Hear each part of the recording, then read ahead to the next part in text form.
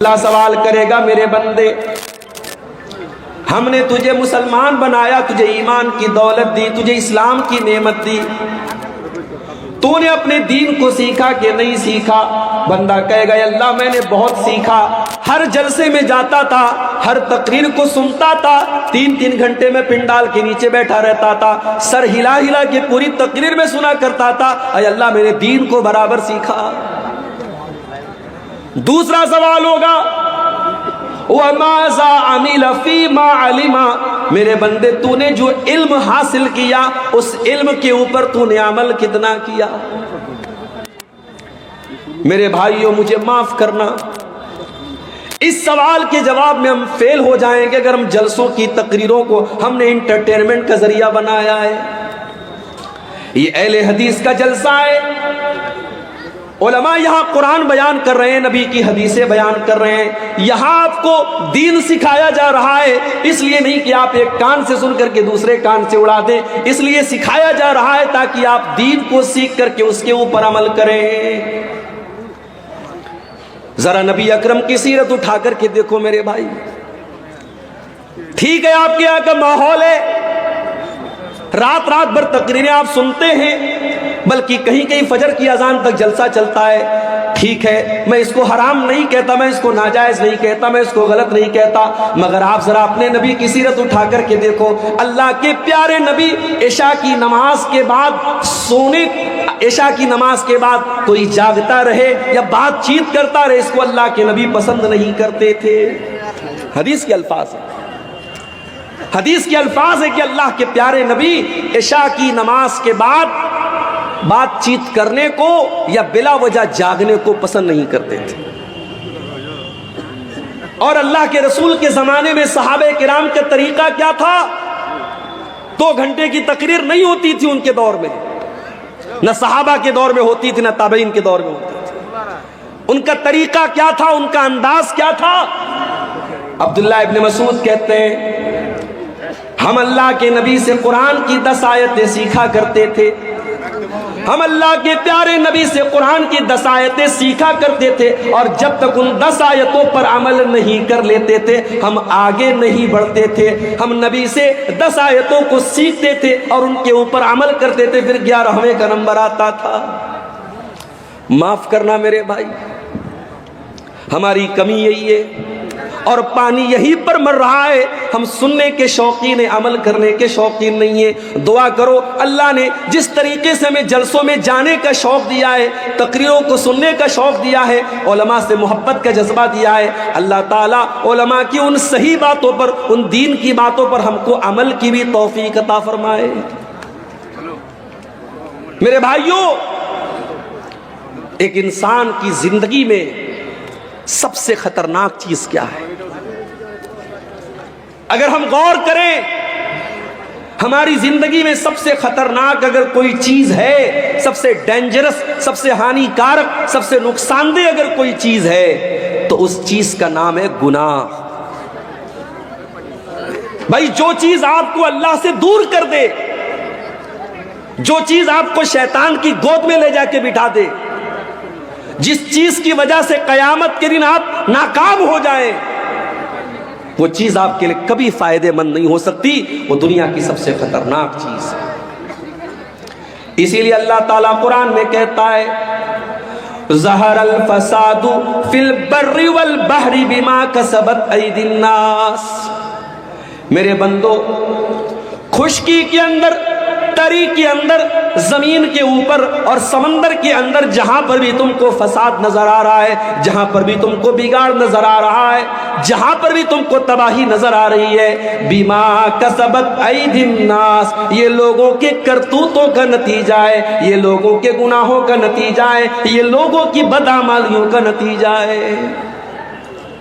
اور آگے اللہ کیا کہتا ہے لِيُذِيقَهُمْ بَعْدَ الَّذِي عَمِلُوا، میرے بندو یہ مصیبتیں جو تم دیکھ رہے ہو، یہ آفتیں جو تم دیکھ رہے ہو، یہ پریشانیاں جو تم دیکھ رہے ہو، یہ تمہارے بعض اعمال کی سزا ہے، یہ ہر گناہ کی سزا نہیں ہے۔ اگر اللہ ہر گناہ کی سزا دے دے مَا تَرَكَ عَلَىٰ ظَهْرِهَا مِن دَابَّةٍ، تو زمین کے اوپر کوئی جاندار ہی باقی نہ بچے، کچھ گناہوں کی سزا اللہ دنیا میں دیتا ہے، مصیبتوں کی شکل میں، پریشانیوں کی شکل میں، تباہی کی شکل میں۔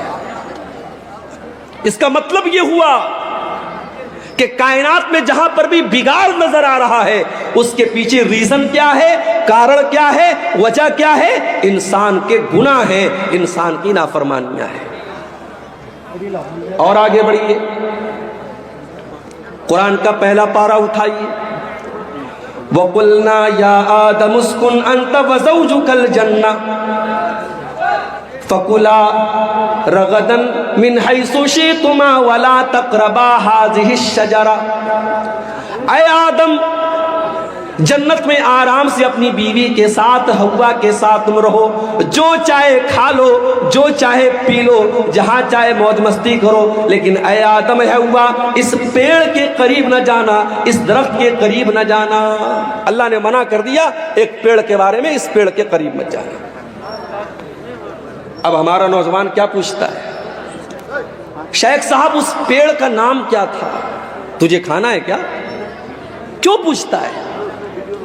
ہماری عادت ہے فضول سوالات کرنے کی، جس سوال کا کوئی مقصد نہیں وہ سوال کرتے ہیں۔ آدم علیہ السلام کو اللہ تعالیٰ نے ایک پیڑ کے قریب جانے سے منع کیا، پیڑ کس چیز کا تھا، اس کا کیا مطلب ہے؟ اللہ نے پیڑ کا نام نہیں لیا ہے، ہمیں جاننے کی ضرورت بھی نہیں ہے۔ اللہ نے کہا آدم اے حوا اس پیڑ کے قریب نہ جانا، اگر جاؤ گے فَتَكُونَا مِنَ الظَّالِمِينَ تو تم ظالموں میں سے ہو جاؤ گے۔ فَأَزَلَّهُمَا الشَّيْطَانُ عَنْهَا فَأَخْرَجَهُمَا مِمَّا كَانَا فِيهِ۔ شیطان نے ہمارے باپ آدم کو اور ہماری ماں حوا کو دونوں کو بہکا دیا۔ عوام میں یہ بات بھی مشہور ہے کہ ابلیس نے حضرت حوا کو بہکایا اور حضرت حوا نے آدم کو بہکایا۔ یہ غلط بات ہے، یہ قرآن کے خلاف بات ہے۔ قرآن کہہ رہا ہے دونوں کو بہکایا، دونوں کی کامن غلطی تھی، صرف حوا کی غلطی نہیں تھی، یہ آدم کی بھی غلطی تھی، یہ حضرت حوا کی بھی غلطی تھی۔ اچھا، شیطان نے ایسے ہی ڈائریکٹ جا کر نہیں بہکا دیا، شیطان دوست بن کے آیا، شیطان ہمدرد بن کے آیا اور کہا اے آدم اے حوا میں تم کو ایک پیڑ کے بارے میں بتاتا ہوں، اس پیڑ کے پھل کو اگر تم کھا لو گے اے آدم اے حوا تم ہمیشہ ہمیش کے لیے جنت میں رہو گے، ہمیشہ ہمیش کے لیے تم جنت میں رہو گے یا فرشتے بن جاؤ گے۔ غور کرو، شیطان ہمارے باپ آدم کو بہکا بھی رہا ہے تو کیا کہہ کے بہکا رہا ہے؟ ان تکونا ملکینی، اے آدم اے حوا اس پیڑ کو کھا لو تم فرشتے بن جاؤ گے۔ آدم علیہ السلام کو یہ نہ سمجھ میں آیا کہ اللہ تعالیٰ نے میرا مقام تو یہ بنایا کہ جب مجھے پیدا کیا تو فرشتوں کو حکم دیا کہ آدم کے آگے سجدہ کرو، اور شیطان مجھ سے کہہ رہا ہے اے آدم تو اس پیڑ کو کھا جاؤ تو تم فرشتے بن جاؤ گے اور ہمیشہ ہمیشہ جنت میں رہو گے۔ اللہ نے اس سے بڑا مقام دیا تھا، لیکن شیطان نے ایسی پٹی پڑھائی کہ ہمارے باپ آدم کو سمجھ میں نہیں آیا۔ پتہ یہ چلا میرے بھائی ہم اسی آدم کی اولاد ہیں اور ہم بھی شیطان کے آگے بے بس ہو جاتے ہیں اور کمزور پڑ جاتے ہیں اور اکثر شیطان کی چالوں میں آ جاتے ہیں۔ اور یہ بھی پتہ چلا شیطان دشمن بن کر کے نہیں آتا، شیطان دوست بن کر کے آتا ہے۔ وَقَاسَمَهُمَا إِنِّي لَكُمَا لَمِنَ النَّاصِحِينَ، شیطان نے قسم کھائی، کہا اے آدم میں قسم کھاتا ہوں اللہ کی، میں تمہارا بھلا چاہتا ہوں، میں تمہارا برا نہیں چاہتا ہوں۔ ہمارے سامنے کوئی اللہ کی قسم کھا لے، میں مارکیٹ میں جاتا ہوں، سامان خرید لیا، سامان کا ریٹ پوچھا دکاندار سے، اس نے کہا 100 روپے کا ہے، مجھے لگا یار کچھ مہنگا مل رہا ہے، میں نے کہا یار 90 کا دے دو، کہتا ہے مولوی صاحب اللہ کی قسم میں نے 80 کا خریدا ہے۔ اب مولوی صاحب دکان پر گئے، دکاندار نے اللہ کی قسم کھا لی تو مولوی صاحب تو بیچارے مولوی صاحب ہوتے ہیں، اللہ کا نام سن کے پگھل جاتے کہ بیچارہ قسم کھا رہا ہے تو جھوٹ تو نہیں بول رہا ہوگا۔ اللہ والے اللہ کے نام پر بڑی آسانی سے بیوقوف بن جاتے ہیں، یہ جملہ نوٹ کر لو، اللہ والے اللہ کے نام پر بہت آسانی سے بیوقوف بن جاتے ہیں۔ حیدرآباد جیسی سرزمین پر میں گیا، وہاں لوگوں نے بتایا مولوی صاحب بڑی بڑی داڑھی والے اور ماتھے پر سجدے کا نشان رکھنے والے آج بزنس میں حالت یہ ہے لاکھوں اور کروڑوں کا لوگوں کا مال لے کر کے بیٹھے ہوئے ہیں, دکان بند کر کے غائب ہیں اور لوگ پریشان ہیں. کتنے لوگوں نے مال بیچا ہے, پیسہ لینے کے لیے جا رہے تو دکان بند ہے, داڑھی اتنی بڑی ہے اور سجدے کا نشان اتنا بڑا ہے, آدمی دھوکہ کھا گیا کہ اتنا نیک انسان ہے, یہ تو فراڈ نہیں کرے گا, یہ تو دھوکہ نہیں کرے گا. میرے بھائیوں, اللہ والے اللہ کے نام پر بڑی آسانی سے بیوقوف بن جاتے ہیں. ابلیس نے قسم کھائی, کہا میں تمہاری بھلائی چاہتا ہوں. آدم علیہ السلام نے اس کی بات مان لی اور اس پیڑ کو کھا لیا جس پیڑ کے قریب بھی جانے سے اللہ نے منع کیا تھا. اچھا, اللہ نے یہ نہیں کہا تھا مت کھاؤ, اللہ نے یہ بھی نہیں کہا اے آدم پھل مت توڑو, اللہ نے کہا پھل کے قریب بھی مت جاؤ. آپ کہیں دیکھتے ہوں گے جہاں الیکٹرک پول ہوتا ہے اور وہاں پہ کرنٹ اور پاور ہوتا ہے تو اس میں لکھا رہتا ہے خطرہ, بڑے بڑے دو اس میں کھوپڑی بنی رہتی ہے اور دو ہڈیاں بنی رہتی ہیں اور بیچ میں لکھا رہتا ہے خطرہ, تاکہ آدمی دور سے الرٹ ہو جائے کہ اس میں خطرہ ہے. جس گناہ کے بارے میں اللہ کہہ دے قریب مت جاؤ, اس کے قریب بھی نہیں جانا چاہیے. میرے نوجوان ساتھیوں, آج سماج میں زناکاری اور بدکاری عام ہوتی چلی جا رہی ہے اور آج موبائل کا استعمال زناکاری کے ایک آلے کے طور پر ہو رہا ہے. آج موبائل پر ہونے والی ایک چیٹنگ کہاں پر جا کے ختم ہوتی ہے کوئی نہیں جانتا. آج کتنے زنا کے واقعات ہوئے جس کی شروعات ایک مس کال سے ہوتی ہے, ایک رانگ نمبر سے آئی ہوئی کال سے ہوتی ہے, ایک غلط نمبر سے آئے ہوئے میسج سے ہوتی ہے. میرے پیارے بھائیوں, اسی لیے اللہ قرآن میں جب زنا کا نام لیتا ہے تو یہ نہیں کہتا ہے کہ زنا مت کرو, اللہ فرماتا ہے وَلَا تَقْرَبُوا الزِّنَا إِنَّهُ كَانَ فَاحِشَةً وَسَاءَ سَبِيلًا. میرے بندو, تم زنا کے قریب بھی نہ جانا, یہ بڑا گندا کام ہے. اللہ نے قریب بھی جانے سے منع کیا. اور اسی لیے مردوں سے کہا گیا جب چلو راستے میں تو اپنی نگاہوں کو جھکا کر چلو. عورتوں سے کہا گیا جب گھر سے نکلو تو پردے میں نکلو. اپنے گھر میں اپنے بھائی کے سامنے, اپنے باپ کے سامنے, اپنے محرم رشتہ دار کے سامنے بھی عورت سے کہا گیا وَلْيَضْرِبْنَ بِخُمُرِهِنَّ عَلَى جُيُوبِهِنَّ, اپنے دوپٹے کو اپنے سینے پر رکھو, اپنے سینے کو کھلا مت رکھو. کیوں میرے بھائی؟ اس لیے کہ قرآن ہمیں زنا کے قریب بھی جانے سے منع کرتا ہے. انڈیا کی حکومت نے اجازت دے دی, انڈیا سے کوئی عورت اگر حج کرنے جانا چاہتی ہے, عمرہ کرنے جانا چاہتی ہے, اسے کسی مرد کی ضرورت نہیں ہے, وہ اکیلی جا سکتی ہے, اسے کسی محرم کی ضرورت نہیں ہے. مگر آپ کسی عالم سے فتویٰ جا کے پوچھو, کٹیہار کا علاقہ ہے, مولانا رحمت اللہ صاحب بڑے عالم ہیں, شیخ انعام الحق مدنی صاحب بڑے عالم ہیں, اب جا کے پوچھو کہ شیخ صاحب عورت عمرہ کرنے جانا چاہتی ہے, اس کا کوئی محرم رشتہ دار نہیں ہے, کیا کر سکتی ہے؟ علماء جواب دیں گے نہیں کر سکتی ہے. کیوں؟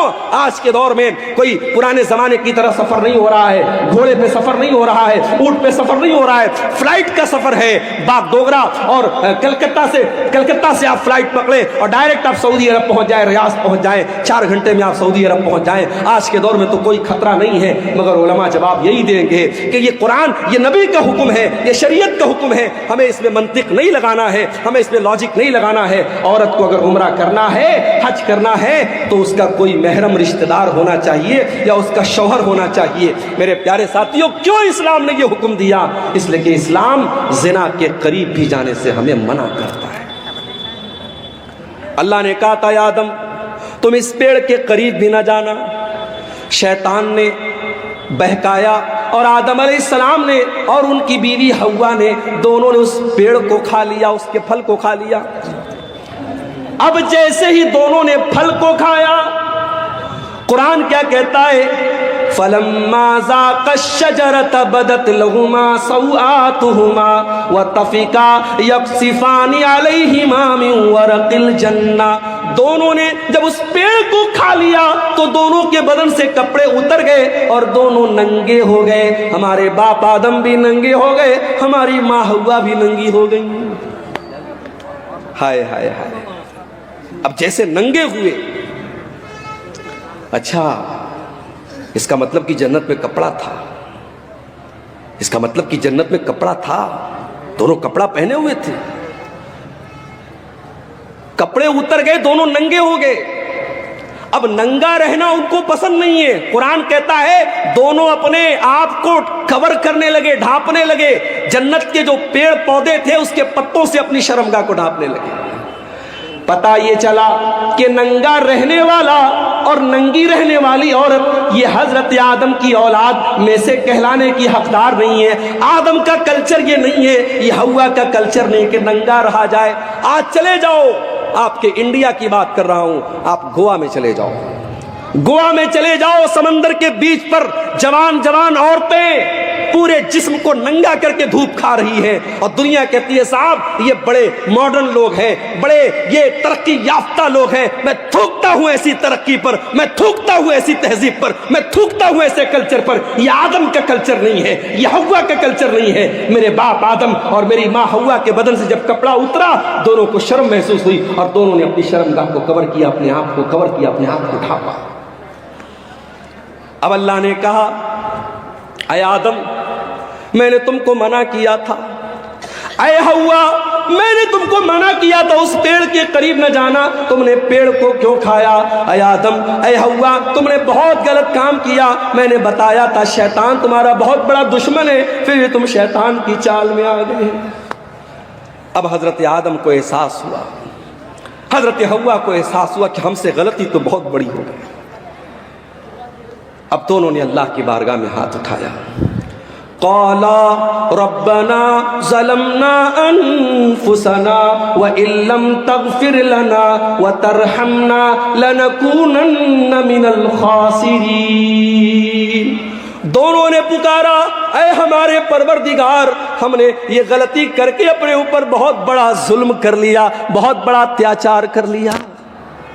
ایک نکتہ بتاؤں, ایک پوائنٹ بتاؤں, کوئی گناہ کرنے والا کسی اور پر ظلم نہیں کرتا ہے, سب سے پہلے وہ اپنے اوپر ظلم کرتا ہے.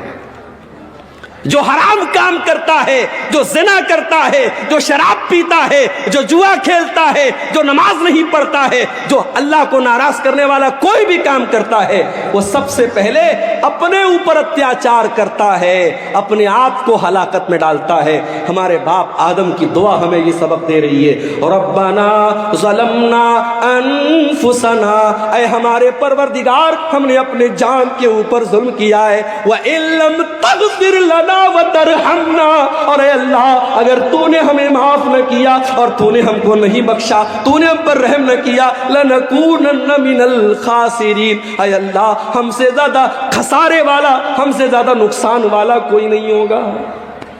اللہ نے توبہ قبول کی. دیکھو غلطی تو ابلیس نے بھی کی تھی. اللہ نے ابلیس سے کہا تھا آدم کو سجدہ کرو, ابلیس نے کہا میں نہیں کروں گا. ابلیس نے سجدہ نہیں کیا. غلطی ابلیس نے بھی کی, غلطی آدم نے بھی کی, مگر ابلیس کا طریقہ یہ ہے کہ غلطی کر کے ڈھٹائی کرو, چوری کر کے سینہ زوری کرو, گناہ کر کے گناہ کی دلیل دو. اور آدم کا طریقہ یہ ہے گناہ ہو جائے, غلطی ہو جائے, خطا ہو جائے, اللہ سے معافی مانگ لو. میرے بھائیوں اب جو آدم کی اولاد ہے, جو آدم سے اپنا رشتہ جوڑتا ہے, اس سے اگر کبھی گناہ ہو جائے تو وہ توبہ کر لے. اسی لیے اللہ کے پیارے نبی فرماتے ہیں کل بنی آدم خطاء وخیر الخطائین التوابون. اے آدم کی اولاد تم سب کے سب گنہگار ہو, تم سب کے سب خطا کار ہو. آدم کا ہر بیٹا خطا کار ہے, ہوا کی ہر بیٹی خطا کار ہے. اگر کوئی کہتا ہے صاحب مولوی صاحب میں نے آج تک کبھی کوئی گناہ نہیں کیا ہے, جھوٹ بول رہا ہے. وہ کوئی یہ دعویٰ کر ہی نہیں سکتا اس نے کبھی کوئی گناہ نہیں کیا. ہر انسان کے دامن پہ کچھ نہ کچھ دھبے ضرور ہیں میرے بھائی. یہ الگ بات ہے کسی کے دھبے نظر آتے ہیں اور کوئی چمکیلا کپڑا پہن کے اور وائٹ کلر کا کرتا پہن کے اور بہترین ٹوپی لگا کے نکلتا ہے, اس کا کپڑا اور اس کا اجلا کپڑا اس کے دامن کے سیاہ اس کے کارناموں کو چھپا لیتا ہے, مگر دامن سب کا گندا ہے میرے پیارے بھائیوں. اللہ کے نبی کہہ رہے ہیں آدم کے تمام بیٹے خطا کار ہیں, لیکن ہاں سب سے بہترین خطا کار وہ ہے التوابون, جو خوب توبہ کرتا ہو, جو خوب اللہ سے معافی مانگتا ہو. میرے پیارے ساتھیوں گناہ ہو سکتا ہے, گناہ کرنے کے بعد انسان کو توبہ کر لینی چاہیے. جانتے ہو گناہوں کی وجہ سے دنیا میں جتنی قومیں تباہ ہوئیں سب گناہ کی وجہ سے تباہ ہوئیں. قوم عاد کا نام سنا ہے؟ ارے آج یہ دنیا کی وہ طاقتیں جو غریب مجبوروں کو مار رہی ہیں، بے قصوروں کو مار رہی ہیں، جا کے بتا دو ان سے کبھی دنیا میں کوئی قوم عاد بھی آئی تھی؟ ایسی قوم تھی کہ بڑے بڑے پہاڑوں کو کاٹ کے مکان بناتی تھی، اور قوم عاد کے لوگ کہتے تھے من اشد منا قوہ، ہم سے پاورفل کوئی نہیں ہے، ہم سے طاقتور کوئی نہیں ہے، ہم سے شکتیشالی کوئی نہیں ہے۔ جانتے ہو اللہ نے انجام کیا کیا؟ فَأَمَّا عَادٌ فَأُهْلِكُوا بِالطَّاغِيَةِ، اللہ نے ایسا عذاب بھیجا کہ آسمان سے قوم عاد کے اوپر ایسی چنگھاڑ کی آواز آئی، ایسی آواز آئی، ان آواز کو سن کر کے ان کے کان کے ساتھ ساتھ ان کے دل بھی پھٹ گئے، ان کے کلیجے پھٹ گئے اور وہ وہیں پر مر گئے۔ ایسی آواز آئی آسمان سے، اپنے آپ کو طاقتور کہنے والے قوم عاد، ان کے کلیجے پھٹ گئے اور وہ مرے پڑے رہ گئے۔ وَأَمَّا ثَمُودُ وَأَمَّا عَادٌ فَأُهْلِكُوا بِرِيحٍ صَرْصَرٍ عَاتِيَةٍ سَخَّرَهَا عَلَيْهِمْ 7 لَيَالٍ و8 أَيَّامٍ حُسُومًا فَتَرَى الْقَوْمَ فِيهَا سَرَعًا۔ قوم سمود کے اوپر عذاب آیا، آسمان سے آواز آئی، اور قوم عاد کے اوپر کیا عذاب آیا؟ اللہ نے 8 دن لگاتار ایسی ہوا چلائی، پٹک پٹک کے اللہ نے مارا، اور قوم عاد کے لوگ زمین پہ ایسے مرے پڑے تھے، ان کی کھوپڑی الگ ہے، ان کا دھڑ الگ ہے، ان کا سر الگ ہے۔ اللہ کہتا ہے کھجور کے سڑے ہوئے تنوں کی طرح زمین پہ پڑے تھے۔ یہ انجام قوم عاد کا ہوا۔ کیوں ہوا میرے بھائی؟ انہوں نے اللہ کو ناراض کیا تھا، انہوں نے گناہ کیا تھا۔ قوم سمود کا یہ انجام کیوں ہوا؟ انہوں نے حضرت شعیب کی، انہوں نے حضرت صالح کی نافرمانی کی تھی، اور اللہ کے حکم سے جو اونٹنی آئی تھی اس اونٹنی کو انہوں نے قتل کر دیا تھا۔ جب جب دھرتی پر پاپ ہوا ہے، جب جب دھرتی پر گناہ ہوا ہے، دھرتی پر اللہ کا عذاب آیا ہے میرے۔ اور آگے بڑھیے، حضرت لوط علیہ السلام کی قوم کی حالت دیکھیے۔ یہ آنے والے مسافروں کو لوٹ لیا کرتے تھے، یہ ڈاکہ ڈالا کرتے تھے، اور یہ اپنی عورتوں کے بجائے مرد مرد کے ساتھ اپنی شہوت پوری کرتا تھا، مرد مرد سے جسمانی تعلق قائم کرتا تھا۔ یہ اغلام بازی کیا کرتے تھے، یہ لونڈے بازی کیا کرتے تھے، یہ مرد مرد کے ساتھ ناجائز کام کیا کرتا تھا۔ آج بھی سماج میں یہ گندا کام کرنے والے کان کھول کر کے سن لے، اغلام بازی کرنے والا یہ زنا کاری سے بڑا گناہ کرتا ہے۔ زنا کاری کرنے والا غلط کر رہا ہے، مگر اغلام بازی کرنے والا بہت غلط کام کر رہا ہے، وہ اللہ کے عذاب کو دعوت دے رہا ہے۔ حضرت لوط علیہ السلام کی قوم نے جب یہ گندا کام کیا تو جانتے ہو ان کا انجام کیا ہوا؟ ان کے اوپر آسمان سے پتھروں کی بارش کی گئی، اور اللہ نے پوری ان کی بستی کو پلٹ دیا۔ اور آج بھی سعودی عرب کے سفر پہ آپ چلے جائیں تو وہاں آپ کو وہ جگہ مل جائے گی، اور وہاں پہ ڈیڈ سی کے نام سے وہ جگہ ہے، اور اس ڈیڈ سی جس کو کہتے ہیں بحر مردار، اس پانی کے اندر آج بھی اس بستی کے اوشیش پائے جاتے ہیں، اس علاقے کی چیزیں پائی جاتی ہیں جو ہزاروں سال پہلے جس کو اللہ تعالیٰ نے عذاب بھیجا تھا اور پوری بستی کو الٹ دیا تھا۔ میرے بھائیوں، جس نے اللہ کی فطرت کو بدل دیا، جو کام عورت کے ساتھ اور بیوی کے ساتھ کرنا چاہیے وہاں مرد مرد کے ساتھ کرتا تھا، اللہ نے اس کی سزا کیا دی؟ اللہ نے آسمان سے پتھر برسایا اور پوری بستی کو الٹ دیا۔ اور آگے بڑھیے، شعیب علیہ السلام کو دیکھیے، ان کی قوم کیا کرتی تھی؟ 420 کرتی تھی، اپنے ترازو میں ڈنڈی مارا کرتی تھی، اور 1 کلو سامان دینا ہوتا تھا تو 900 گرام دیا کرتی تھی، ناپ تول میں کمی کیا کرتی تھی، 420 کیا کرتی تھی۔ اللہ نے حضرت شعیب علیہ السلام کی قوم پر آسمان سے ایسی بدلی بھیجی، ان کو جب بارش تھم گئی اور گرمی لگنے لگی اور آسمان میں بدلی نظر آئی، ان کو لگا کہ بارش ہوگی، وہ جلدی سے بدلی کے نیچے جا کے کھڑے ہو گئے، اور بدلی سے آگ برسنے لگی اور پوری بستی کا کام ختم ہو گیا۔ اللہ تعالیٰ نے ایسا عذاب بھیجا حضرت شعیب کی قوم کے اوپر۔ میرے بھائیوں، اتہاس بتاتا ہے، قوموں کی تاریخ بتاتی ہے، جب جب دھرتی پر اللہ کی نافرمانی ہوئی ہے، گناہ ہوا ہے، اللہ کا عذاب آیا ہے۔ اسی لیے اللہ قرآن کے 20ویں پارے کے لاسٹ میں فرماتا ہے فَكُلًّا أَخَذْنَا بِذَنبِهِ فَمِنْهُمْ مَنْ أَخَذَتْهُ الصَّيْحَةُ وَمِنْهُمْ مَنْ أَرْسَلْنَا عَلَيْهِ حَاصِبًا وَمِنْهُمْ مَنْ خَسَفْنَا بِهِ الْأَرْضَ وَمِنْهُمْ مَنْ أَغْرَقْنَا، میرے بندو ہم نے ہر قوم کو جس کو ہلاک کیا اس کے گناہ کی وجہ سے ہلاک کیا. کسی کے اوپر آسمان سے پتھر برسایا، کسی کے اوپر آسمان سے آواز آئی، اور کسی کو زمین میں دھسا دیا، اور کسی کو سمندر میں ڈوبا ڈوبا کے مار دیا. ایک صاحب تھے، ان کا نام تھا فرعون. وہ کیا کرتا تھا؟ بچوں کو مروا دیتا تھا، بچوں کو مروا دیتا تھا.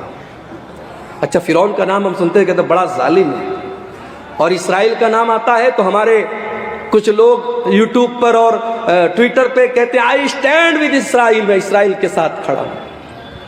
ارے ظالموں، یہ بحث چھوڑ دو. اسرائیل میں ظلم کس کے اوپر ہو رہا ہے؟ کس کمیونٹی پر ہو رہا ہے؟ کس قوم پر ہو رہا ہے؟ یہ سوچو، پچھلے چند مہینوں میں غازہ کی سرزمین پر ہزاروں چھوٹے چھوٹے بچے مار دیے گئے. ان کی کٹی پھٹی لاشیں جا کے دیکھ لو میرے بھائی، آپ کے منہ سے نوالا نہ اترے گا، آپ کے حلق سے کھانا نہ اترے گا. ارے بچوں کی کیا غلطی ہوتی ہے میرے بھائی؟ بچے تو سب کے پیارے ہوتے ہیں. کہیں اسکول ہوتا ہے روڈ پر تو سرکار وہاں پہ بورڈ لگاتی ہے کہ گاڑی دھیرے چلائیے، یہاں بچوں کا اسکول ہے.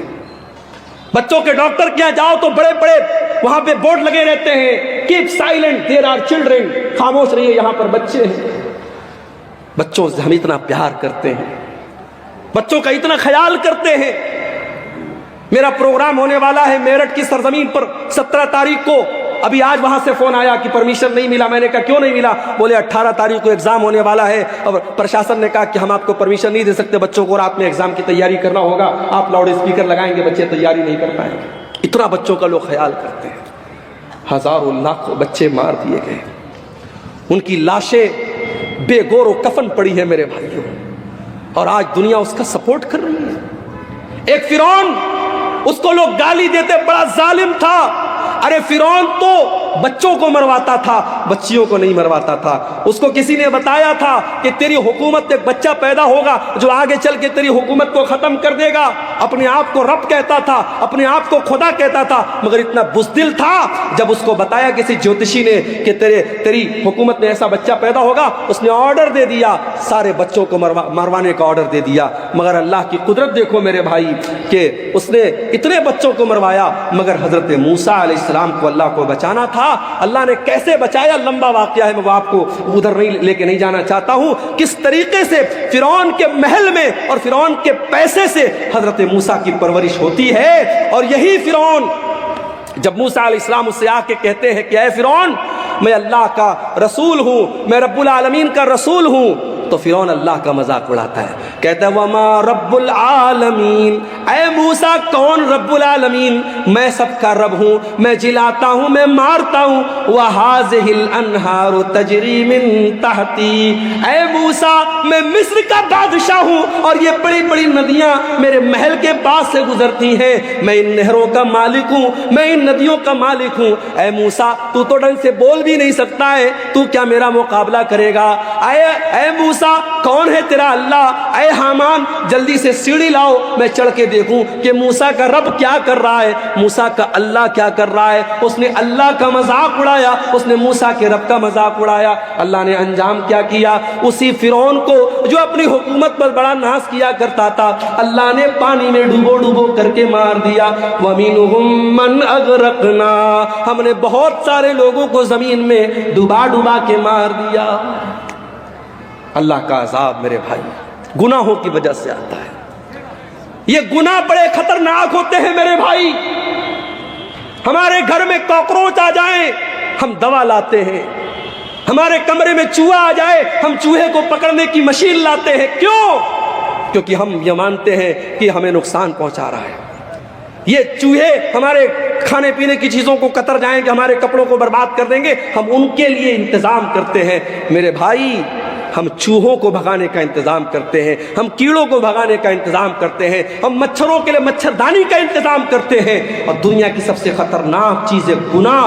ہم گناہ سے بچنے کی کوئی کوشش نہیں کرتے.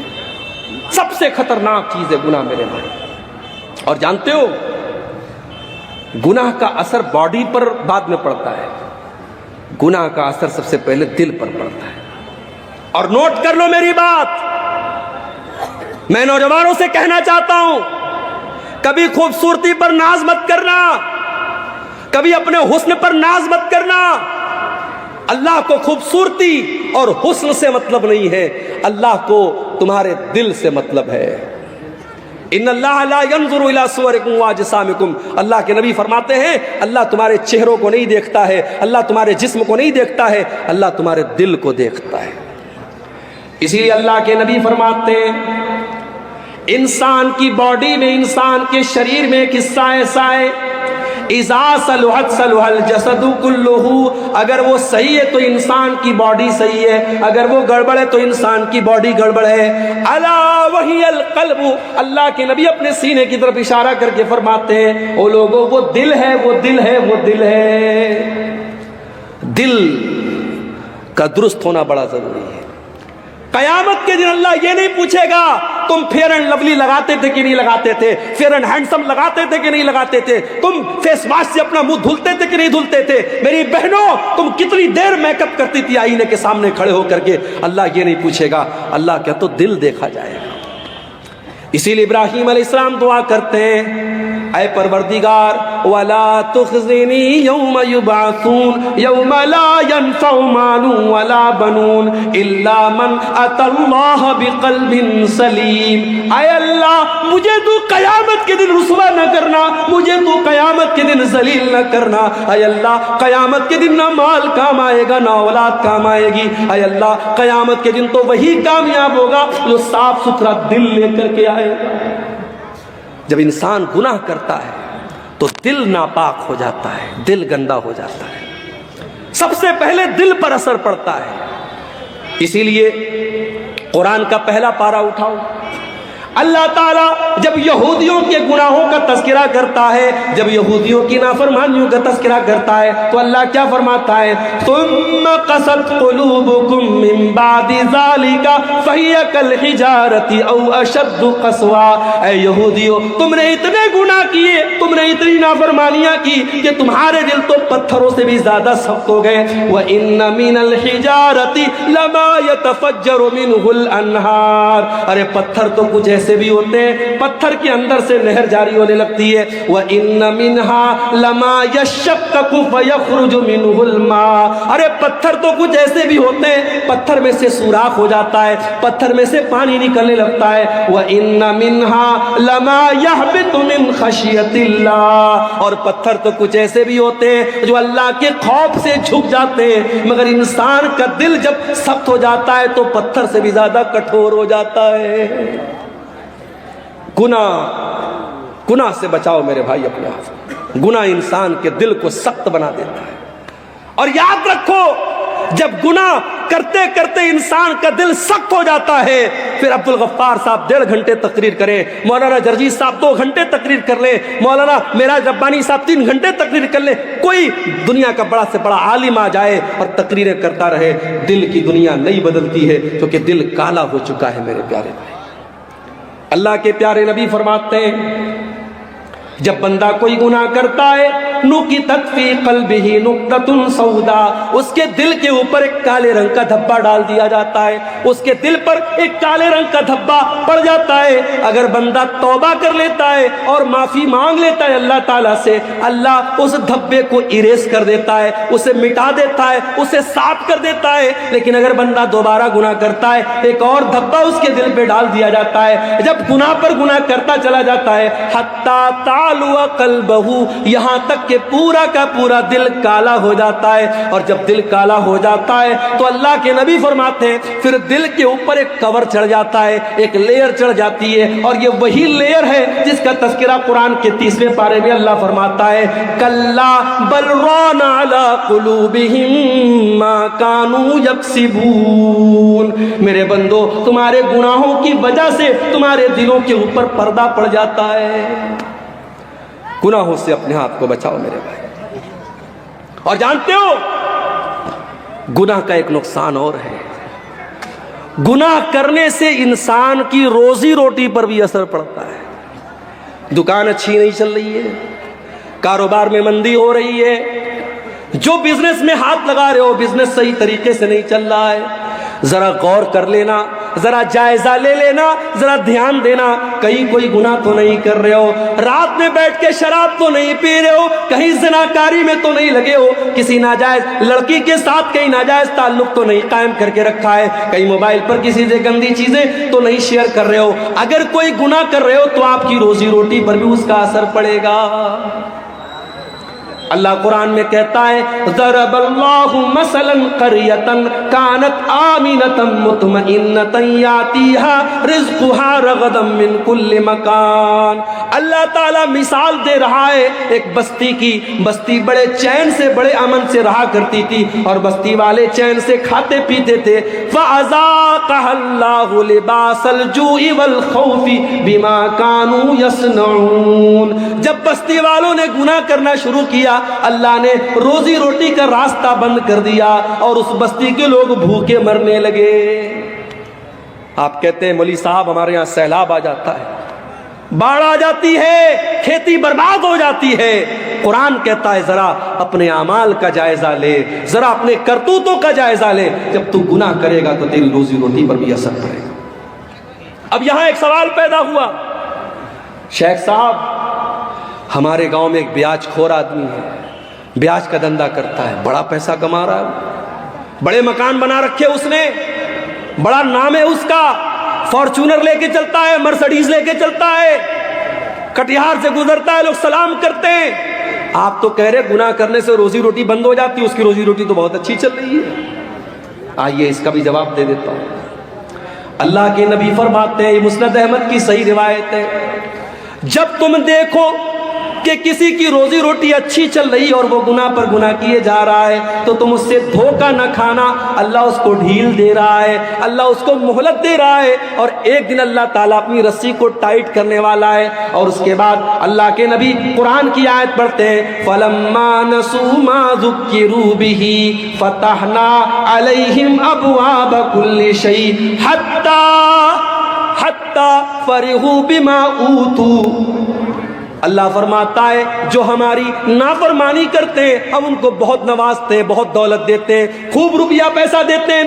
حتی نسوا ما ذکروا بہ، یہاں تک کہ جب وہ اللہ تعالیٰ کی نصیحت کو بھول جاتے ہیں اخذناہم بغتۃ فاذا ہم مبلسون، ہم اچانک اس کو پکڑ لیتے ہیں اور پھر وہ ہلاک ہو جاتا ہے۔ میرے بھائی اللہ کی پکڑ بڑی خطرناک ہے، اللہ کی پکڑ بڑی سخت ہے۔ اگر گناہ کے باوجود آپ کی روزی روٹی اچھی چل رہی ہے، آپ کے بچے تندرست ہیں، آپ کا مکان اچھا ہے، آپ کا کاروبار اچھا ہے، تو دھوکے میں نہ پڑے رہنا، جب اللہ کی پکڑ آئے گی تو بھاگنے کا راستہ نہیں ملے گا۔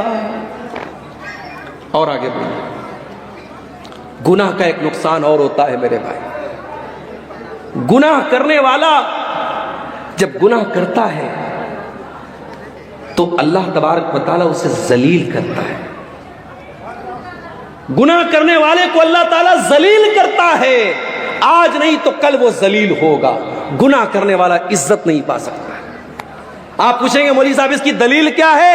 دلیل آپ سب کو یاد ہوگی، دعائے قنوت پڑھتے ہو نہیں وتر کی نماز میں؟ کتنے لوگوں کو دعائے قنوت یاد ہے؟ ذرا ہاتھ اٹھاؤ تو دیکھوں بھائی، سیما پور والوں کو کتنے لوگوں کو دعائے قنوت یاد ہے؟ ماشاءاللہ ایک آدمی نے ہاتھ اٹھایا ہے۔ بند کرا دیجئے بھائی صاحب جلسہ کرانا۔ اگر اتنے جلسے کرانے کے باوجود اگر آپ کو ویتر میں پڑھی جانے والی دعائے قنوت یاد نہیں ہے تو یہ بہت افسوس کی بات ہے میرے بھائی۔ اس کا مطلب کہ ہم خالی سر ہلانے کے لیے جلسے میں آتے ہیں، ہم کو تو دین کی بیسک بات بھی نہیں معلوم ہے، دعائے قنوت یاد نہیں ہے۔ اللہم اہدنی فی من ہدیت وعافنی فی من عافیت وتولنی فی من تولیت وبارک لی فی ما اعطیت وقنی شر ما قضیت فانک تقضی ولا یقضى علیک انہ لا یذل من والیت ولا یعز من عادیت تبارکت ربنا وتعالیت۔ بڑی پیاری دعا ہے، اس دعا کے مطلب پر غور کرو۔ اے اللہ تو مجھے ہدایت دے دے اور مجھے ان لوگوں میں شامل کر دے جن کو تو نے ہدایت دی ہے۔ وعافنی فی من عافیت، اے اللہ مجھے تو عافیت دے دے، چین دے دے، سکون دے دے، اور ان لوگوں میں شامل کر دے جن کو تو نے عافیت دی ہے۔ وَتَوَلَّنِي فِي مَن تَوَلَّيْتَ، اور اے اللہ تو جس سے محبت کرتا ہے، تو جس کو دوست بناتا ہے، اے اللہ ان لوگوں میں تو مجھ کو بھی شامل کر دے۔ وَبَارِكْ لِي فِي مَا آتَيْتَ، اے اللہ تو نے جو دیا ہے اس میں تو مجھ کو برکت دے دے۔ وَقِنِي شَرَّ مَا قَضَيْتَ، اور اے اللہ جو تو فیصلہ کرتا ہے اپنے فیصلے میں کوئی اگر ایسا فیصلہ ہے جو میرے حق میں برا ہے، اے اللہ تو اس سے بچا لے۔ فَإِنَّكَ تَقْضِي وَلَا يُقْضَى عَلَيْكَ، اے اللہ سب کا فیصلہ تو کرتا ہے، تیرا فیصلہ کوئی نہیں کر سکتا ہے۔ إِنَّهُ لَا يَذِلُّ مَن وَالَيْتَ، اے اللہ تو جس سے دوستی کر لے، تو جس سے محبت کر لے، اے اللہ وہ انسان کبھی ذلیل نہیں ہو سکتا۔ وَلَا يَعِزُّ مَن عَادَيْتَ، اور اے اللہ تو جس کو دشمن بنا لے وہ کبھی دنیا میں عزت نہیں پا سکتا۔ گناہ کرنے والا ذلیل ہوتا ہے میرے بھائی۔ وَمَن يُهِنِ اللَّهُ فَمَا لَهُ مِن مُكْرِمٍ، اللہ تعالیٰ جس کو ذلیل کر دے اسے دنیا میں کوئی عزت دینے والا نہیں ہے۔ گناہ کی وجہ سے انسان ذلیل ہوتا ہے۔ گناہ کا ایک نقصان اور ہے، گناہ کرنے والے کی زندگی میں پیسہ آ سکتا ہے، دولت آ سکتی ہے، شہرت آ سکتی ہے، نام کما سکتا ہے، مگر سکون کبھی نہیں آ سکتا ہے۔ وہ دولت کمائے گا پھر بھی راتوں میں اس کو نیند نہیں آئے گی، اس کے بچے اس کے نافرمان ہو جائیں گے، اس کی بیوی اس سے بے وفائی کرے گی، اس کے گھر میں دولت ہوگی، شہرت ہوگی، سب کچھ ہوگا، مگر چین اور سکون نہیں ہوگا۔ اسی لیے اللہ قرآن میں کہتا ہے وَمَنْ أَعْرَضَ عَنْ ذِكْرِي فَإِنَّ لَهُ مَعِيشَةً ضَنْكًا، وہ لوگوں جو میرے ذکر سے منہ موڑے گا، جو میری شریعت کو چھوڑ دے گا، ہم اس کی زندگی سے سکون کو ختم کر دیں گے۔ وَنَحْشُرُهُ يَوْمَ الْقِيَامَةِ أَعْمَى، اور قیامت کے دن ہم اس کو اندھا بنا کر کے اٹھائیں گے۔ قَالَ رَبِّ لِمَ حَشَرْتَنِي أَعْمَى، وہ بندہ کہے گا اے اللہ تو مجھ کو اندھا بنا کے کیوں اٹھا رہا ہے، میں تو دنیا میں اچھا بھلا دیکھا کرتا تھا۔ اللہ فرمائے گا قَالَ كَذَلِكَ أَتَتْكَ آيَاتُنَا فَنَسِيتَهَا وَكَذَلِكَ الْيَوْمَ تُنْسَى، اللہ فرمائے گا میرے بندے میری آیتیں تیرے سامنے پڑھی جاتی تھی، تو دیکھ کر کے اندیکھا کر دیتا تھا، تو اندھا بن جاتا تھا، تو مجھ کو بھول گیا، میں تجھ کو بھول گیا۔ تو گناہ کرنے سے سکون ختم ہوتا ہے۔ اور ایک بڑا خطرناک پوائنٹ بتا رہا ہوں، نوٹ کر لو، گناہ کا ایک بہت بڑا نقصان بتا رہا ہوں، گناہ کرنے والا نیکی سے محروم ہو جاتا ہے۔ آج کے دور میں کوئی کہتا ہے صاحب فجر میں نیند نہیں کھلتی، کیوں نہیں کھلتی بھائی؟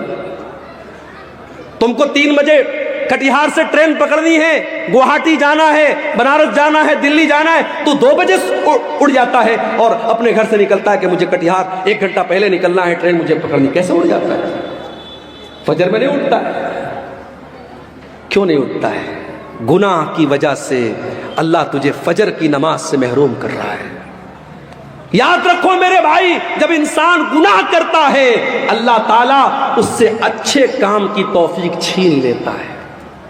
اور بڑے پوائنٹ کی بات بتا رہا ہوں، اگر اللہ تعالیٰ آپ سے اچھا کام لے رہا ہے، مسجدوں میں آپ پیسہ دے رہے ہیں، مدرسوں میں آپ چندہ دے رہے ہیں، علماء کے اوپر آپ خرچ کر رہے ہیں، دین کے اوپر آپ خرچ کر رہے ہیں، کتابیں چھپوا کے بانٹ رہے ہیں، غریبوں کی مدد کر رہے ہیں، تو اللہ کا شکر ادا کیجئے، اللہ آپ سے کام لے رہا ہے، یہ سب کے بس کی بات نہیں ہے، اللہ آپ سے اپنے دین کا کام لے رہا ہے۔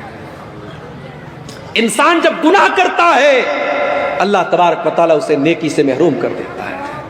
جنگ تبوک کا موقع یاد کرو، اسلام کے اندر ایک ایسی جنگ بھی لڑی گئی، دشمن سے کوئی لڑائی نہیں ہوئی، کوئی جنگ نہیں ہوئی، مگر اللہ کے نبی کے دور میں جو لڑائیاں اور جو جنگیں ہوئیں اس میں غزوہ تبوک کا نام آپ کو بہت آگے آگے نظر آئے گا۔ یہ وہ جنگ تھی جس میں اللہ کے نبی نے صحابہ کرام کو، اللہ تعالیٰ نے ایمان والوں کے ایمان کو پرکھ لیا تھا۔ 700 کلومیٹر کا سفر کرنا تھا، مدینہ سے 700 کلومیٹر دور جانا تھا، اور اس دور کی سپر پاور سے مقابلہ کرنا تھا۔ رومن ایمپائر سے مقابلہ کرنا تھا. اللہ کے نبی کی عادت تھی جب لڑائی کے لیے گھر سے نکلتے تھے تو صحابہ کو صحیح ڈائریکشن نہیں بتاتے تھے. پورب جانا ہوتا تھا کہتے تھے پچھم جانا ہے, اتر جانا ہوتا تھا کہتے تھے دکھن جانا ہے. اللہ کے پیارے نبی صحیح ڈائریکشن نہیں بتاتے تھے, مگر جنگ تبوک ایک ایسی جنگ ہے اللہ کے نبی نے بالکل صحیح ڈائریکشن بتایا تھا اور کہا تھا اے میرے صحابہ ہمیں تبوک جانا ہے, ہمیں مدینہ سے 700 کلومیٹر دور جانا ہے, ہمیں اس راستے پر جانا ہے. گرمی کا موسم تھا, کھجوروں کے پکنے کا ٹائم تھا. اس جنگ میں بہت سارے منافق لوگ نہیں گئے, بہت سارے منافق لوگ نہیں گئے, 2-4 سچے مسلمان بھی نہیں گئے اپنی کاہلی کی وجہ سے. انہوں نے بعد میں اللہ سے توبہ کر لی, لیکن جو منافق لوگ تھے, جو بے ایمان لوگ تھے, جو کام چور لوگ تھے, جو اللہ اور اس کے رسول کو دھوکہ دینے کی کوشش کرتے تھے, جب اللہ کے نبی واپس آئے تو اب یہ آ کے بہانہ کر رہے, کوئی لنگڑا کے آ رہا ہے, اے اللہ کے نبی میری تو پیر میں بہت درد تھا میں اس لیے نہیں جا پایا, اور اے اللہ کے نبی میرے پاس پیسہ نہیں تھا, میرے پاس یہ نہیں تھا, میرے پاس وہ نہیں تھا. اللہ کے نبی کہتے تھے اچھا بھائی چلو ٹھیک ہے جاؤ جاؤ, تم کو معاف کیا, تم کو معاف کیا. اللہ کے نبی کہہ کے نظر انداز کر دیتے تھے. نبی نے تو معاف کر دیا, نبی نے نظر انداز کر دیا, مگر قرآن میں اللہ نے ان منافقوں کی پول کھول دی. اللہ نے فرمایا وَلَوْ أَنَّهُمْ أَرَادُوا الْخُرُوجَ لَأَعَدُّوا لَهُ عُدَّةً, اے میرے نبی اگر یہ منافق لوگ آپ کے ساتھ جانا چاہتے تو تیاری کرتے. انہوں نے کوئی تیاری نہیں کی, یہ کوئی تیاری انہوں نے نہیں کی. اس کا مطلب کہ یہ جھوٹ بول رہے ہیں, یہ کام چور لوگ ہیں, یہ اللہ کی عبادت سے بھاگنے والے لوگ ہیں. وَلَوْ أَنَّهُمْ أَرَادُوا الْخُرُوجَ لَأَعَدُّوا لَهُ عُدَّةً وَلَكِنْ كَرِهَ اللَّهُ بِعَاثَهُمْ فَثَبَّتَهُمْ. اے نبی ان منافقوں کو اللہ تعالیٰ نے محروم کر دیا, یہ چاہتے تب بھی آپ کے ساتھ جا نہیں سکتے تھے, اللہ نے ان کو بٹھا دیا. میرے بھائی اگر فجر کی نماز کے لیے آپ کو اگر اٹھنے کا ارادہ ہوتا, 5:30 بجے فجر کی اذان ہونے والی ہے, 5:15 بجے کا آپ اپنے موبائل پر الارم سیٹ کرتے اور 5:15 بجے اٹھ کر کے آپ مسجد میں آتے. جب مؤذن الصلاۃ خیر من النوم کی آواز دیتا آپ کے کانوں میں وہ آواز پڑتی. جب آپ نے ارادہ ہی نہیں کیا, جب آپ کا من ہی نہیں تھا, جب آپ نے اس کے بارے میں سیریس اس کو لیا ہی نہیں, تو اللہ آپ سے اس کی توفیق کیوں دے گا. اسی لیے حضرت فضیل ابن عیاض کہا کرتے تھے کہ اگر تم رات میں تہجد کی نماز نہ پڑھ سکو اور نیکی کا کام نہ کر سکو تو ذرا غور کرنا.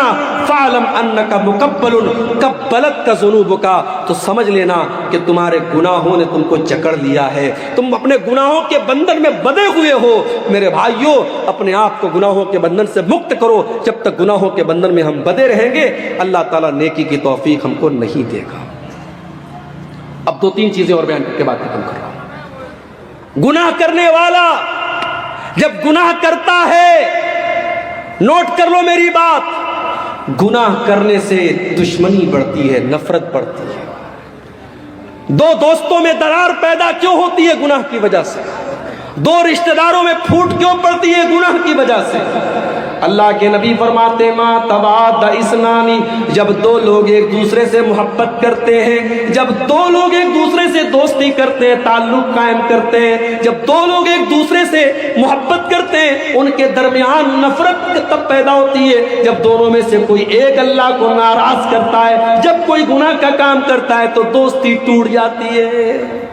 ایک مثال دوں آپ کو, رمضان آنے والا, رمضان کے اندر ایک رات ہے شب قدر. ایک رات کی فضیلت یہ ہے 1000 مہینوں سے بہتر ہے. 1000 مہینے میں کیلکولیٹ کرو گے کیلکولیٹر پر 84 سال. کیا مطلب؟ ایک رات میں قرآن پڑھو گے ثواب ملے گا 84 سال قرآن پڑھنے سے بھی زیادہ. ایک رات نماز پڑھو گے 84 سال نماز پڑھنے سے زیادہ ثواب ملے گا. یہ شب قدر کی فضیلت ہے.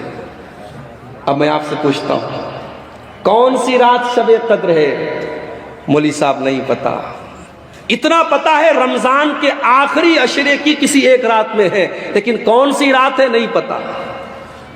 جانتے ہو شب قدر کون سی رات ہے، یہ علم اللہ تعالیٰ دنیا میں اتارنے والا تھا، مگر دو صحابی آپس میں لڑ پڑے تو اللہ تعالیٰ نے اس علم کو اٹھا لیا۔ اگر وہ نہ لڑے ہوتے اور آپس میں اختلاف نہ کیا ہوتا انہوں نے شب قدر کے بارے میں، تو اللہ تعالیٰ ایگزیکٹ بتا دیتا کہ 25ویں رات شب قدر ہے یا 27ویں رات شب قدر ہے یا 23ویں رات شب قدر ہے۔ دو لوگوں نے جھگڑا کیا، اللہ نے شب قدر کا علم اٹھا لیا۔ اختلاف ہمیشہ، جب انسان گناہ کرتا ہے تو اختلاف پیدا ہوتا ہے میرے پیارے ساتھی۔ اسی لیے اللہ کے نبی جب نماز کھڑی ہوتی تھی صحابہ کرام سے کہا کرتے تھے اقیموا صفوفکم، اے میرے صحابہ نماز صحیح کر لو، صفیں درست کر لو، اے میرے صحابہ اپنی صفوں کو درست کر لو، لتقیمن صفوفکم او لیخالفن اللہ بین قلوبکم، اے میرے صحابہ تم اپنی صفوں کو سیدھا نہیں کرو گے تو اللہ تعالیٰ تمہارے دلوں کے بیچ میں دوری پیدا کر دے گا۔ یعنی ایک سنت آپ چھوڑیں گے نماز کے اندر، اگر سب کو سیدھا نہیں کریں گے اور قدم سے قدم اور کندھے سے کندھا ملا کے کھڑے نہیں ہوں گے تو اللہ تعالیٰ دل میں دوری پیدا کر دے گا۔ اور آج دوری پیدا ہو گئی ہے میرے بھائی۔ ویڈیو دیکھا آپ نے، فیس بک کے اوپر یوٹیوب کے اوپر ویڈیو آ گیا ہے، ایک مسلمان کو چند نوجوان پکڑتے ہیں، جیسے آج کل بہت سارے مسلمانوں کو موب لنچنگ کے لیے پکڑ کے ان سے نعرے لگوائے جاتے ہیں۔ ایک مسلمان کو پکڑ کے کہتے ہیں تو بتا اعلیٰ حضرت کو مانتا ہے کہ نہیں مانتا ہے، تو بتا تو فلاں فلاں کو کافر مانتا ہے کہ نہیں مانتا ہے۔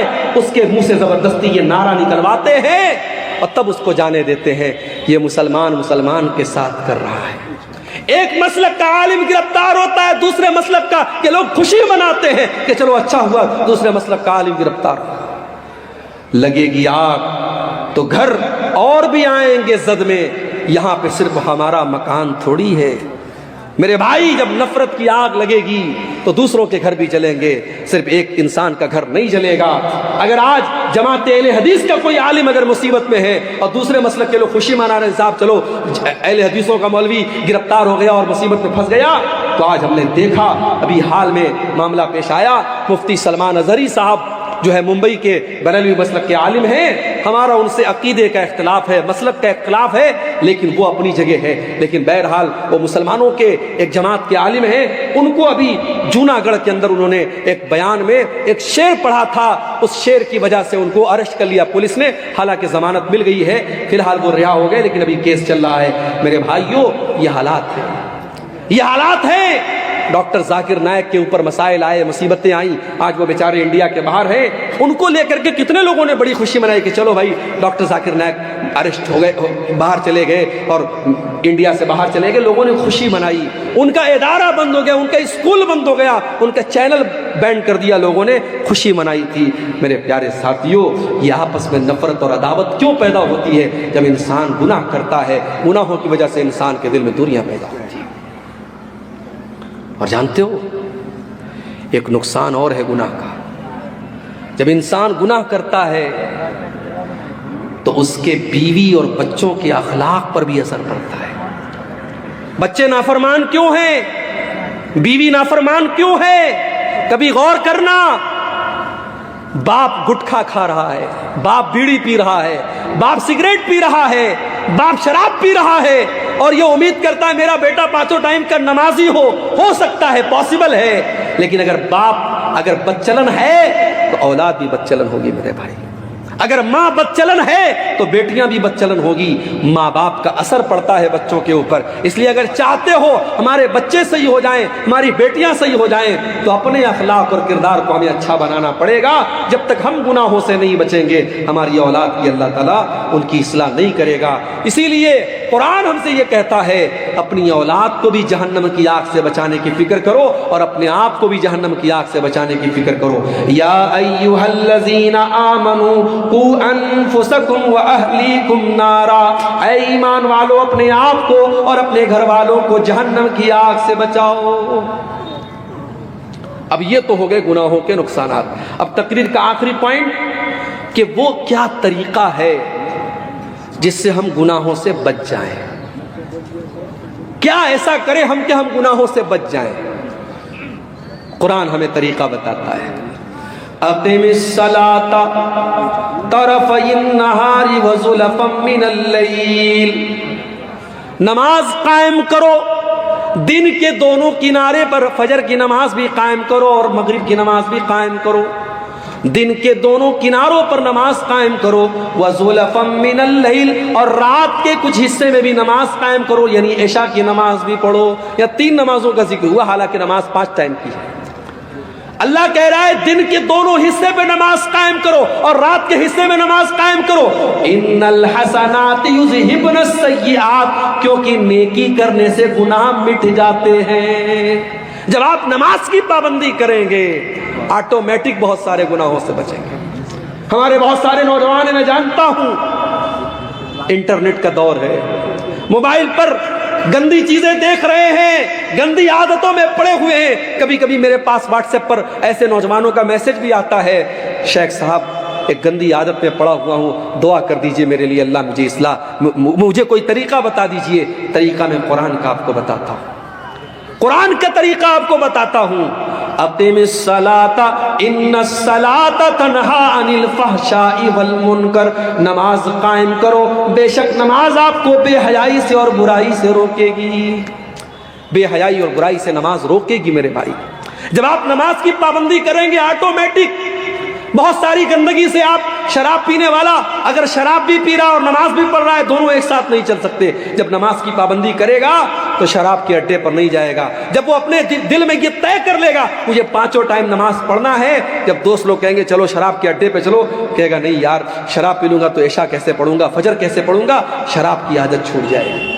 موبائل پر گندی چیزیں دیکھ کر کے اپنے آپ کو جو انسان ناپاک کر لیتا تھا، جب اسے اس بات کی چنتا ہوگی مجھے صبح فجر کی نماز پڑھنی ہے، وہ موبائل کو بند کر دے گا، اپنے آپ کو دور کرے گا، نہیں مجھے فجر کی نماز پڑھنی ہے۔ اپنے دل میں یہ عہد کر لو میرے نوجوان ساتھیوں، اگر اس گندگی سے اپنے آپ کو بچانا چاہتے ہو، اپنے دل میں یہ عہد کر لو مجھے نماز کی پابندی کرنا ہے۔ اور ایک چیز اور بتا دیتا ہوں آپ کو، کبھی آپ نے دیکھا ہوگا کیمرہ لگا ہوتا ہے ایئرپورٹ پر، کٹیہار اسٹیشن پہ بھی لگا ہوا ہے، پٹنہ اسٹیشن پر بھی لگا ہوا ہے، بڑے بڑے مال میں لگا ہوتا ہے۔ کیمرہ کیوں لگا رہتا ہے؟ اس کیمرے کا نام کیا ہوتا ہے؟ CCTV camera, security camera. اس کیمرے کا مقصد کیا ہوتا ہے؟ چور چوری کرنے کے پہلے سوچ لے تیری ریکارڈنگ ہو رہی ہے، کسی لڑکی کو چھیڑنے والا سوچ لے تیری تصویر آ رہی ہے کیمرے کے اندر۔ کیمرہ کا ڈر چور کو خبردار کر دیتا ہے، چھیڑنے والے کو خبردار کر دیتا ہے، نہیں غلط کام مت کرنا، کیمرہ ریکارڈ کر رہا ہے۔ دنیا کے کیمرے سے ڈرنے والوں، اللہ کا کیمرہ بھی آن ہے 24 گھنٹے، اللہ کی نظر تمہارے اوپر 24 گھنٹے ہے، اللہ کے فرشتے اپنے کیمرے میں سب ریکارڈ کر رہے ہیں، اور اللہ کا کیمرہ کبھی آف ہونے والا نہیں ہے۔ وَإِنَّ عَلَيْكُمْ لَحَافِظِينَ كِرَامًا كَاتِبِينَ يَعْلَمُونَ مَا تَفْعَلُونَ، میرے کرامن کاتبین تمہاری ایک ایک ایکٹیویٹی کو ریکارڈ کر رہے ہیں، ایک ایک عمل کو لکھ رہے ہیں۔ ما يلفظ من قول الا لديه رقیب عتید، بندہ جب اپنے منہ سے کوئی لفظ بھی نکالتا ہے فرشتے اس کو بھی ریکارڈ کرتے ہیں۔ میرے پیارے ساتھیوں، جب یہ دل میں ڈر پیدا ہوگا اللہ کا کیمرہ سب ریکارڈ کر رہا ہے، انسان گناہوں سے بچے گا۔ اور گناہوں سے بچنا ہے تو تیسرا کام یہ کرو، قرآن سے اپنا تعلق جوڑ دو۔ قرآن کے اندر یہ کمال ہے کہ قرآن پڑھنے والا جب قرآن سے اپنا تعلق جوڑتا ہے، اللہ کے کلام کا نور اسے گناہوں سے بچاتا ہے۔ وَنُنَزِّلُ مِنَ الْقُرْآنِ مَا هُوَ شِفَاءٌ وَرَحْمَةٌ، یہ قرآن لوگوں کے لیے شفا ہے اور یہ قرآن لوگوں کے لیے رحمت ہے۔ قرآن میں بخار کا علاج نہیں ہے، قرآن میں زکام کا علاج نہیں ہے، قرآن میں ہماری روح کی بیماریوں کا علاج ہے۔ قرآن ہمارے روح کی جو بیماریاں ہوتی ہیں، جو گناہوں کی بیماریاں ہوتی ہیں، قرآن ہماری روح کی بیماریوں کا علاج کرتا ہے۔ قرآن کی تلاوت پابندی سے کرو میرے بھائی۔ آج کے دور میں تو موبائل موجود ہے، موبائل پر قرآن کا ایپ ڈاؤن لوڈ کر لو، ڈیلی کوشش کرو آدھا پارہ، 1 پارہ، 1.5 پارہ، 2 پارہ، جتنی اللہ آپ کو توفیق دیتا ہے ڈیلی قرآن کی تلاوت کرو، بہت سارے گناہوں سے آپ بچو گے۔ اور تیسرا کام بتا رہا ہوں، نوٹ کر لو، الصدقۃ تطفئ غضب الرب، صدقہ خیرات کرنے سے اللہ تعالیٰ کی ناراضگی دور ہوتی ہے۔ اپنی عادت بنا لو، زکوٰۃ تو جو دینا ہے دینا ہے۔ 1 لاکھ روپیہ اللہ نے مجھے دیا، مجھے 2,500 زکوٰۃ دینا ہے، 1 کروڑ دیا ہے 2.5 لاکھ دینا ہے، وہ تو زکوٰۃ ہے۔ صدقہ خیرات، نوکری کرنے والا ایک اپنے اوپر پابندی کر لے. 50,000 روپیہ نوکری میں تنخواہ مل رہی ہے, 50,000 بہت ہوتا ہے, ہر مہینے 500 روپیہ میں صدقہ کروں گا. زکوٰۃ جو سال میں دیتا ہوں وہ الگ ہے, صدقہ کروں گا. دکاندار ہے, دکان پر ڈیلی 1000 کی بکری کرتا ہے, طے کر لے 1000 کی بکری ہو رہی ہے, 50 روپیہ روز صدقہ کروں گا. صدقہ کرنے کو اپنی زندگی کی عادت بنا لو. اور میں اپنا پرسنل ایکسپیرینس آپ کو بتا رہا ہوں, بہت ساری مصیبتوں کو اللہ ٹال دے گا, بہت سارے گناہوں سے بچائے گا, بہت سارے ایکسیڈنٹ سے اللہ تعالیٰ آپ کو بچائے گا. میں نے زندگی میں تجربہ کیا ہے, صدقہ خیرات کرنے سے اللہ تعالیٰ بہت سارے مصیبتوں سے اور گناہوں سے ہمیں بچاتا ہے میرے بھائی. اور پھر بھی اگر گناہ ہو جائے توبہ کر لو میرے بھائی. وَمَن لَّمْ يَتُبْ فَأُولَٰئِكَ هُمُ الظَّالِمُونَ. جو توبہ نہیں کرے گا وہ بہت بڑا ظالم ہے, توبہ کرنے والا ظالم نہیں ہے. تو لوگ, ایک کہاوت ہے کہ صبح کا بھولا شام کو لوٹ آئے تو اسے بھولا نہیں کہتے. اگر کوئی سدھر جائے تو لوگ کہتے ہیں یار سدھر گیا, مگر جو سدھر جائے, جو سچی توبہ کر لے, اللہ کا قانون نرالا ہے, اللہ کی رحمت نرالی ہے. جو سچے دل سے توبہ کر لے اس کا انجام کیا ہوگا؟ فَأُولَٰئِكَ يُبَدِّلُ اللَّهُ سَيِّئَاتِهِمْ حَسَنَاتٍ. جو سچے دل سے توبہ کرے گا اللہ تعالیٰ اس کے گناہوں کو نیکیوں میں بدل دے گا. کل تک اس نے جتنے گناہ کیے ہیں اللہ اس کے گناہوں کو کنورٹ کر دے گا نیکیوں میں, اس کے نام اعمال میں نیکیاں لکھ دی جائیں گی اگر سچی توبہ کرے گا. اور سچی توبہ کس کو کہتے ہیں؟ یہ آخری بات بتا رہا ہوں, اس کو نوٹ کر لو اور بات ختم کرتے ہیں. میں بھی بیمار ہو گیا, آج اتفاق سے منیہاری گھاٹ سے کٹیہار تک بائک پر بیٹھ کے آیا.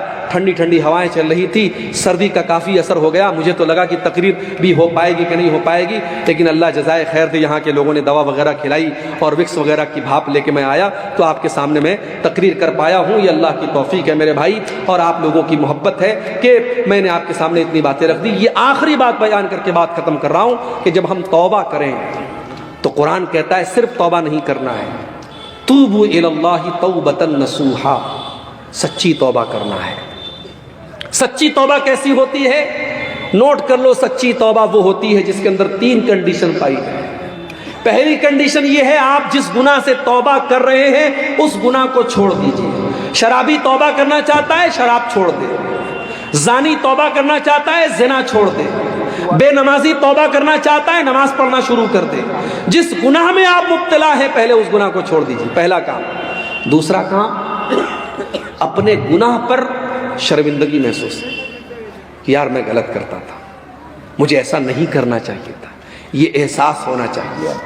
اگر یہ احساس ہے کہ میں نے غلط کیا تو یہ توبہ کی پہلی سیڑھی ہے. اور اگر گناہ پر یہ احساس بھی نہیں ہے, آپ غلط کر رہے ہیں, کسی لڑکی کے ساتھ غلط آپ نے کام کیا اور آپ اپنے دوستوں میں فخر کے ساتھ بیان کر رہے ہیں, تو یہ ڈھٹائی ہے, یہ چوری اور سینہ زوری ہے. اور یاد رکھو جو اپنے گناہوں پر اتراتا ہے, گناہوں پر ڈھٹائی کرتا ہے, اللہ تعالیٰ کے اس کی مغفرت کا چانس بہت کم ہے. اللہ کے نبی فرماتے ہیں میری امت میں سب کی معافی ہو سکتی ہے مگر اس کی معافی نہیں ہوگی جو کھلم کھلا گناہ کرے گا.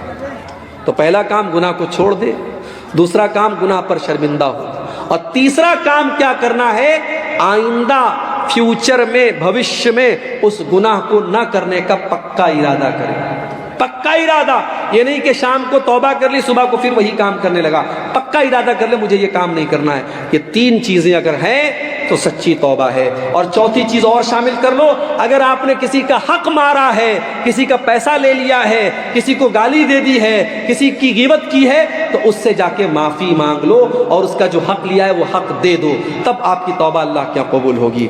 آخر میں یہ گزارش کروں گا میرے بھائیوں, آپ جانتے ہیں یہ ہمارا جو جلسہ ہے یہ مدرسہ تحفیظ القرآن مدرسہ اسلامیہ سیما پور کی طرف سے یہ پروگرام ہوا ہے. اور آپ یہ بھی جانتے ہیں اتنا بڑا پنڈال اور یہ تمام علماء کو بلایا گیا ہے, اور یہ پورا انتظام چندے سے ہوتا ہے, اور جلسے بھی چندے ہی کے لیے ہوتے ہیں. بھائیوں نے ہم سے گزارش کی ہے, میں اس فن کا آدمی نہیں ہوں, یہ بھی چندہ کرنا بھی ایک مہارت کی چیز ہوتی ہے, میں وہ فن اور ہنر نہیں جانتا ہوں, لیکن میں آپ سے گزارش کر رہا ہوں. یہ رات کے تقریباً 2 بج رہے ہیں, یہ بڑا سہانا وقت ہے, اللہ تعالیٰ اس وقت میں ہماری نیکیوں کو قبول کرتا ہے. آپ آئیے, بڑھ چڑھ کر کے ادارے کو اپنا تعاون دے کر کے جائیے. ہمارے بعد جو لوگ موجود ہیں وہ آپ کے تعاون کو لیں گے.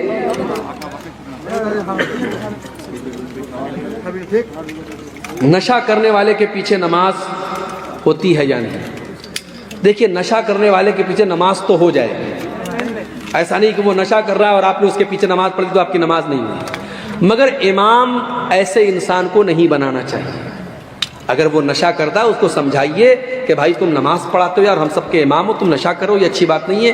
اگر وہ نشہ نہیں چھوڑ رہا ہے تو پھر امام کو چینج کر لیجئے۔ لیکن اگر آپ نے نشہ کرنے والے امام کے پیچھے کچھ نماز پڑھی ہے تو وہ نماز اللہ تعالیٰ کے قبول ہوگی، ایسا نہیں کہ آپ کی نماز نہیں ہوگی۔